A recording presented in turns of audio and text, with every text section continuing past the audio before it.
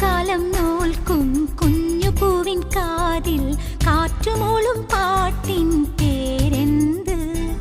വെള്ളിമേഘത്തേരിൽ വന്നിറങ്ങും പ്രാവുകൾ കൂടുവയ്ക്കാൻ തേടും